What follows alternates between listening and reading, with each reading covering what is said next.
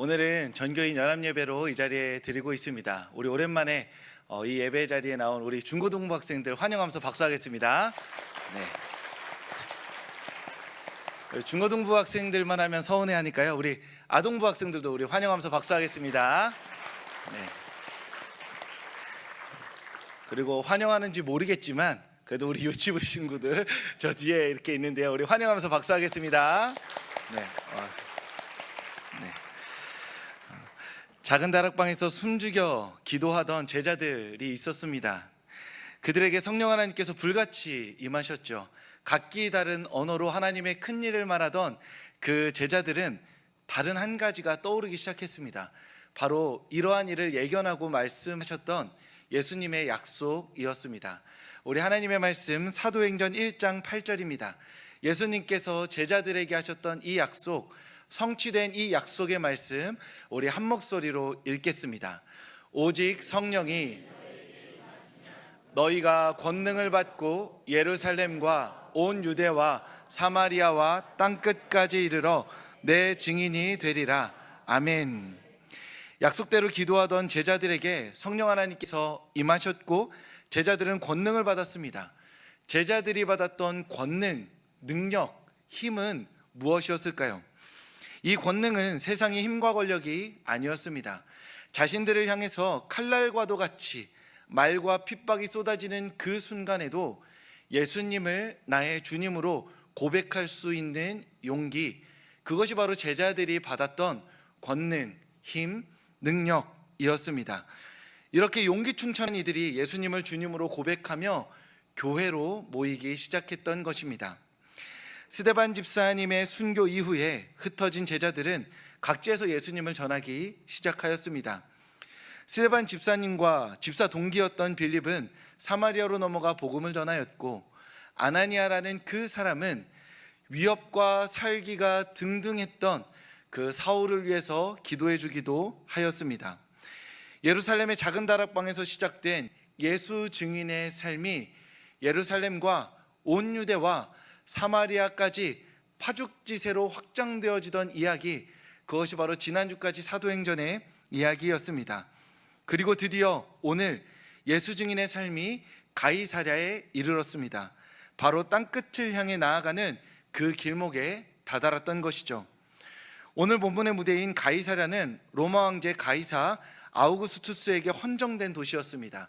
지중해 향해 열린 큰 항구 도시로 다양한 문물이 오가면서 생명력이, 활기가 아주 넘치는 도시이기도 하였지만, 여느 항구 도시가 그러하듯 타락하고 문란한 도시이기도 하였습니다. 이 도시에 오늘 본문의 주인공인 고넬료라는 사람이 있었습니다. 그는 로마 군대의 정예 장교로서 보통 이러한 정도의 사람을 묘사하고 표현할 때는 그가 얼마나 훌륭한 군인인지, 그가 어떤 업적을 이루었는지, 어떻게 하다 여기까지 오게 되었는지 소개하고 설명해 주게 됩니다. 그래서 우리는 이러한 군인을 이해할 때 그가 어떻게 생겼는지, 체형이 어떠한지, 얼굴이 어떠한지를 잘 알고 있는 경우가 많습니다. 그래서 고넬료, 로마의 군인 하면 우리가 먼저 떠올려야 되는 이미지가 뭐냐면, 그가 어떻게 생겼는지, 키가 얼마나 큰지, 힘이 얼마나 장사인지 생각해보게 돼야 한다는 것이죠. 우리가 잘 아는 이순신 장군 용모에 대해서 설명할 때 이렇게 나와 있습니다. 체구가 크고 용맹이 뛰어나며 붉은 수염에 담력이 있는 사람, 이렇게 표현합니다. 이순신 장군 이야기할 때 체구, 용맹, 담력까지는 우리가 어느 정도 이해할 수 있는데, 수염이 붉다라고 이야기하고 있죠. 왜 붉은 수염이 있다고 이야기할까요? 정확하게 그 사람의 얼굴을 묘사함이 아니라, 일단 생각해 보시면 제 얼굴에 붉은 수염이 이렇게 나 있다고 생각해 보세요. 제가 성도님들 앞으로 다가간다고 생각해 보세요. 얼마나 부담스럽겠어요. 무겁고 긴장감 넘치겠죠. 그러니까 장군으로서 다른 사람을 압도할 수 있는 요소가 몇 가지가 있는데, 그게 바로 이순신 장군의 붉은 수염이었다라고 이야기하고 있는 것입니다. 이순신 장군뿐만이 아니라 이와 비슷하게 삼국지의 한 인물이 있는데, 관우 장군의 용모가 매우 비슷하고 또 상세하게 설명되어 있습니다. 어떻게 설명되어 있냐면, 키는 9척, 2.7m입니다. 수염은 2척, 약 60cm죠. 키가 엄청 큰데 수염이 이만큼 긴 사람이었다는 겁니다. 그리고 얼굴은 대추 같고, 입술은 분을 바른 것 같고, 눈은 봉황의 눈처럼 길고 끝이 살짝 올라가 있고, 눈썹은 누에처럼 둥글고 짙다라고 묘사되어 있습니다. 이게 진짜 이렇게 문자적으로 이렇게 생겼다는 게 아니에요. 엄밀히 말하면 키가 엄청나게 크고 수염이 길어서 멀리서도 딱 알아볼 수 있는데 얼굴이 대추 같답니다.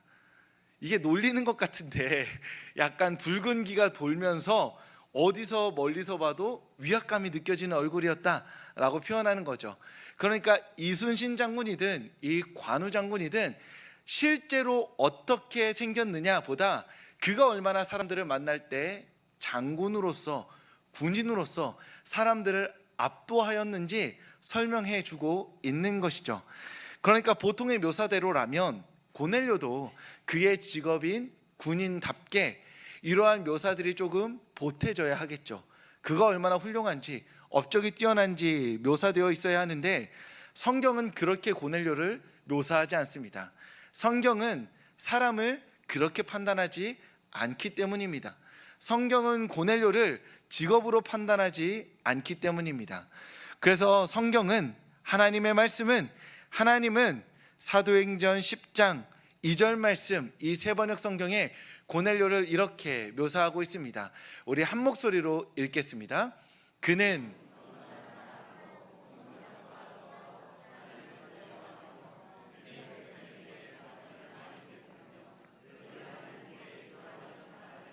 아멘. 고넬료는 그의 직업인 군인으로서가 아니라 그의 정체성인 하나님의 백성으로서 묘사됩니다. 여러분, 이거 묘사를 읽어보니까 어떠세요? 고넬료가 싸움을 잘할 것 같나요? 뭔가 약해 보이지 않나요? 군인인데 자선을 많이 베푼대요. 하나님께 기도한다고 합니다. 그러니까 군인으로 생각할 때 칼을 잘 쓰고 말을 잘 탈 것 같은데 이 묘사를 놓고 보면 군인과는 조금 동떨어져 있는 사람처럼 보입니다. 그러니까 하나님은, 그리고 성경 말씀은 그 한 사람을 볼 때 직업적 탁월함이 아니라 하나님 앞에서 살아갔던 그 삶으로 그 사람을 보고 기억하고 기록하신다라는 것이죠. 고넬료가 군인으로 어떤 사람이었는지는 중요하지도 않고 기억할 만큼 특별하지도 않습니다. 중요한 건 그는 경건했습니다. 자선을 베풀었고 늘 기도하는 사람이었던 것이죠. 주일 예배 오신 성도님들, 이 자리에 함께 예배하러 모인 하나님의 자녀된 성도님들은 어떤 사람으로 어떻게 묘사되고 기억되고 싶으신가요? 우리는 종종 다른 이들의 말과 시선에 마음을 두곤 합니다. 사람들의 입에 오르내리는 나라는 사람의 평가, 평판을 매우 중요하게 생각하죠. 물론 중요합니다. 내가 나를 어떠한 사람으로 묘사하는 것보다 다른 다수의 많은 사람들이 나를 보고 어떻게 말하는지가 나를 정의하고 규정할 때가 많이 있습니다. 그래서 내가 아무리 나를 어떠한 사람으로 표현하고 묘사한다 하더라도 다른 사람이 나를 묘사하고 표현하는 것으로 나는 정의될 수밖에 없는 것이죠. 조금 가볍게 말씀드리자면 저는 제가 생각하는 것보다 훨씬 잘생긴 사람이라 생각합니다. 여기 나와 있는 성도님들 중에서 그래도 꽤 평균적으로 잘생긴 편이라고 저는 믿습니다. 그런데 문제는 뭐예요? 제가 아무리 우리 중에 제가 상위 25% 안에 잘생김으로 듭니다 라고 말해도 여기에서 이제 앙케이트를 해서 성도님들 평가가 하위 25%입니다 라고 나와버리면 제가 저의 평가와 상관없이 성도님들의 평가가 옳은 게 되겠죠. 그것이 어느 정도 객관적인 평가이기 때문입니다. 그래서 사람들의 말과 시선을 신경 쓸 수밖에 없고 그 평가와 평판에 대해서 우리가 받아들이고 우리의 삶을 조정하고 또 조율하기도 해야 한다는 것이죠. 그런 의미에서 우리가 다른 사람들의 말과 시선을 신경 쓰는 것, 그것은 충분히 옳은 일이고 그래야만 하는 일이기도 합니다. 하지만 그럼에도 불구하고 그것보다 더 나은 가치, 더 나은 시선, 더 나은 말이 있다는 것을 우리는 기억해야 합니다. 내가 나를 평가하는 것, 사람들이 나를 평가하는 것, 그 나와 사람들 사이에 갇혀서 그러한 사람으로 살아가려고 노력해야 하는 것이 아니라 우리의 삶을, 나라는 사람을 최종적으로 평가하고 정의 내리는 하나님이 계시다는 것을 우리는 기억해야 하는 것이죠. 내가 나에 대해서 이야기하는 것, 사람들이 나에 대해서 이야기하는 것, 그것을 넘어서서 우리가 진정으로 주목하고 신경 쓰고 고려해야 하는 것은 하나님께서 나라는 사람을 어떻게 생각하시는가, 하나님이 나라는 사람을 어떻게 기억하고 계시는가, 하나님께서 나라는 사람에 대해서 무엇라 말씀하고 계시는가, 우리는 기억해야만 하는 것입니다. 하나님은 사람들과 다르시죠. 우리의 겉모습과 업적을 기억하지 않으십니다. 고넬료가 얼마나 훌륭한 장군이었는지 말씀하지 않으셨고 기억하지 않으셨습니다. 하나님은 하나님을 경외하였던 삶, 기도하였던 삶, 구제하였던 삶으로 그 한 사람을 기억하고 계십니다. 사도행전 10장 3절과 4절 말씀입니다. 하나님께서 고넬료를 기억하시며 하시는 이 말씀, 우리 한 목소리로 읽겠습니다. 어느 날 오후 3시쯤에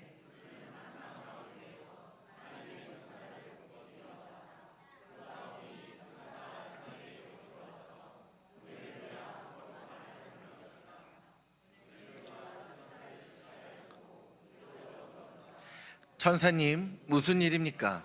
천사가 대답하였다. 내 기도와 자선 행위가 하나님 앞에 상달되어서 하나님께서 기억하고 계신다. 아멘. 하나님께서 고넬료를 기억하고 계신다 말씀하십니다. 기억한다는 건 마음에 품고 있었다라는 말씀이시죠. 그의 하나님 경외와 자선과 기도를 기억하셨습니다. 기억하는데 그치지 않으시고 그에게 찾아오셔서 말씀하시고 은혜를 베풀어 주셨습니다. 하나님께서 기억하는 삶 매우 단순하지요. 하나님을 경외하는 것, 자선을 베푸는 것, 기도하는 것, 그것이 바로 하나님께서 기억하는 삶이 되는 것입니다. 사랑하는 성도 여러분, 우리는 사람들이 기억하는 삶이 아니라 하나님께서 기억하시는 삶을 살아야 합니다. 사람들의 말과 시선에 갖추어져서 살아가는 삶이 아니라 하나님을 경외하며 자선과 기도를 행하는 삶을 살아야 합니다. 그것이 이문순을 향한, 성도님들 한 사람 한 사람을 향한 하나님의 부르심이며 하나님께서 기뻐하시는 삶인 줄 믿습니다. 하나님은 우리의 삶을 기억하는 데서 그치지 않으십니다. 기억하시고 우리를 찾아오시며 우리에게 말씀하시고 복과 은혜를 베풀어 주십니다. 그래서 고넬료를 기억하시고 찾아오셨죠. 찾아오셔서 베드로를 만나게 하십니다. 그리고 고넬료는 베드로를 만나서 후에 구원의 은혜를 경험함으로 말미암아 땅끝까지 이르러 내 복음의 증인이 되라는 그 말씀에 복음의 전진기지 역할을 기꺼이 감당하게 되는 것입니다. 즉 고넬료는 하나님께 기억되는 삶뿐만이 아니라 기억되고 하나님의 복과 은혜를 누리는 삶까지 살아갔던 사람이었습니다. 사랑하는 성도 여러분, 벌써 2025년 가을의 문턱입니다. 이번 한 해 어떻게 살아오셨나요? 어떤 삶을 살아오셨나요? 어떤 사람들의 시선과 말을 신경 쓰며 살아오셨나요?